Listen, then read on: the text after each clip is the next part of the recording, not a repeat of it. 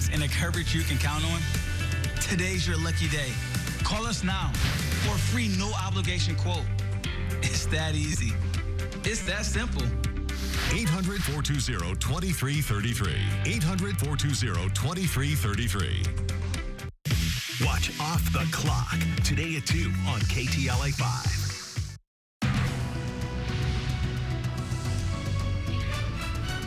Now a noon reaction is pouring in from across the nation and here at home over the indefinite suspension of the Jimmy Kimmel Show. Thanks for joining us for the KTLA 5 News at Noon. I'm Glenn Walker. And I'm Lou Parker. The late night program was pulled off the air over comments Kimmel made about the suspect accused of killing conservative activist Charlie Kirk. KTLA 5's Corrine Winter live in our newsroom with the latest developments. Corrine?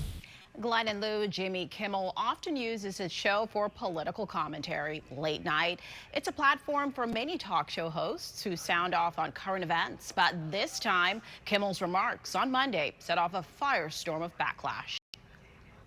Sidelined, his show yanked off the air. We hit some new lows over the weekend with the late night talk show host Jimmy Kimmel suspended indefinitely over these controversial comments made about the suspect accused of killing conservative activist Charlie Kirk.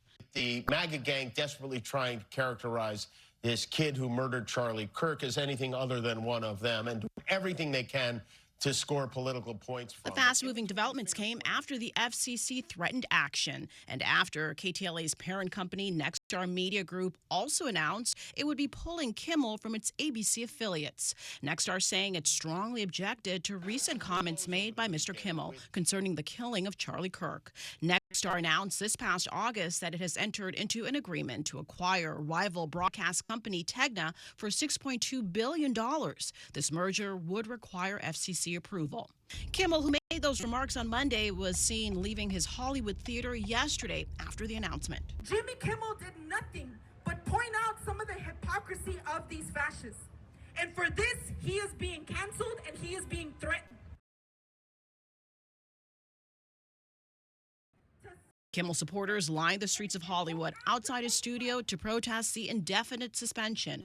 President Trump, however, praising the swift action against Kimmel, saying this morning. And Jimmy Kimmel is not a talented person. He had very bad ratings, and they should have fired him a long time ago. The president has criticized Kimmel and other talk show hosts in the past for their comedic content. When executives axed Stephen Colbert's show several months ago, Kimmel joked on his show President Trump would target him next. Democratic Senator Chuck Schumer also addressing the controversy. It doesn't matter whether you agree with Kimmel or not. He has the right to free speech. And so it is just outrageous. It is indicative of autocracy, and I am just outraged by it. The Producers Guild also released this statement, which read in part, "Free speech is fundamental to our democracy. It is the lifeblood of our industry. Late-night television has long been a space where satire and commentary contribute to our national dialogue." KTLA has reached out to ABC, Disney, and Kimmel's agency. We're still awaiting a response. Also this today, California Representative Robert Garcia, the top Democrat on the House Oversight and Government Reform Committee, says he's now launching an investigation into Kimmel's suspension. He says the probe will review the Trump administration, ABC, and Sinclair, amid what he calls ongoing efforts to censor opposition. Meantime, Kimmel has not commented yet. A demonstration is set for 4:30 this afternoon outside Kimmel's Hollywood studio.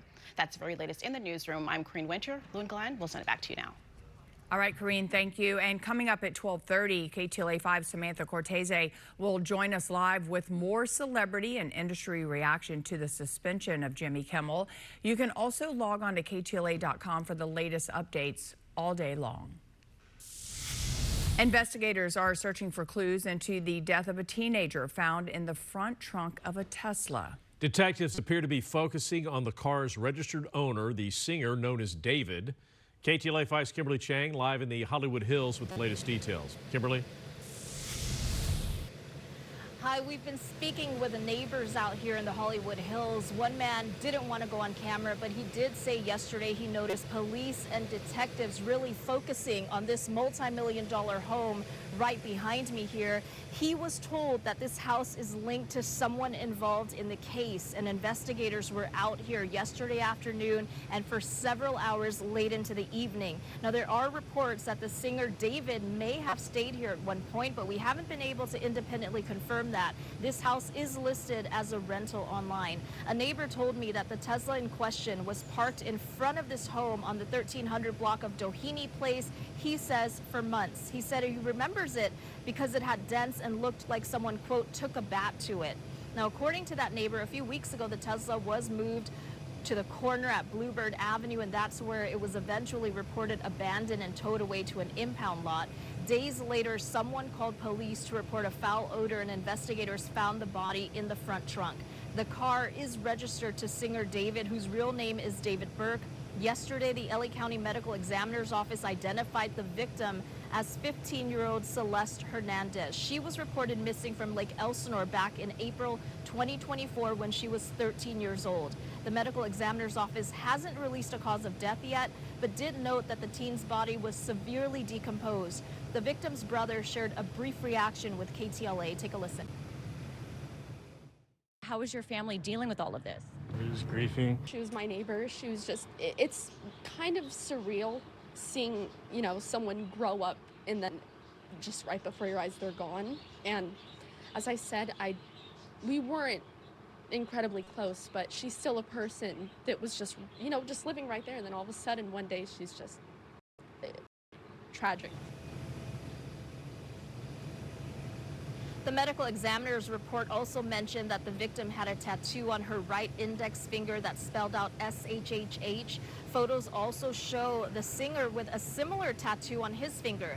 Now, people on social media have also pointed out that David has an unreleased song in which he mentions the name Celeste. At this point, LAPD has not named a suspect and released very few details in this investigation. I spoke with retired LAPD Detective Moses Castillo. He's certain that the singer will be questioned if he hasn't been already. The letters SHH, which apparently this guy, David, has a similar tattoo. He's a registered owner of that vehicle. We need to know where he's been. Look at his timeline. Look at his cell phone records. Look at his Southside location. Now, LAPD did confirm that investigators were out here in the neighborhood, but they released very little details about that. Reporting live here in Hollywood Hills, Kimberly Chang, KTLA 5 News. All right, thank you, Kimberly. A young woman has died days after she was stabbed in a brawl. Her grieving mother is speaking to KTLA and making an emotional plea to the public for help in finding the suspect. Our Omar Lewis is in West Hollywood with the developing news. Hi, Omar.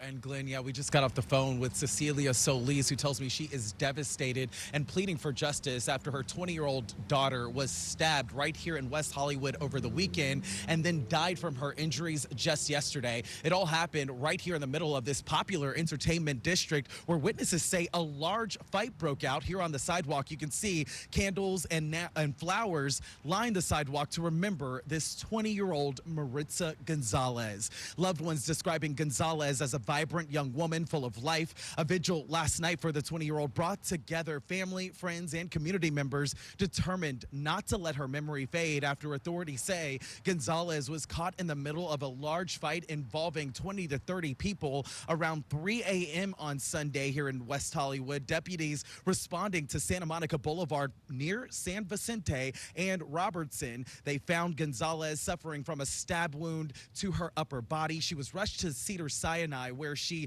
died on Wednesday afternoon. Right now, investigators have released very few details on the suspect, described only as a man who ran from the scene and has not been caught at this hour. As deputies continue piecing together what happened while searching for the killer, Maritza Gonzalez's mother, Cecilia, tells me she feels like she's living a nightmare all over again. Maritza had a special name.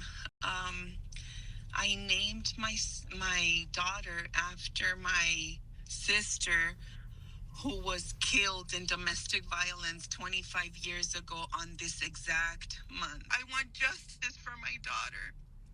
If anyone has any information, any tips that can lead us to exactly what happened that night, I would appreciate that. So again, that suspect still on the run. Gonzalez's mother, as you heard there, begging for answers, pleading with anyone who has information to contact the LA County Sheriff's Department.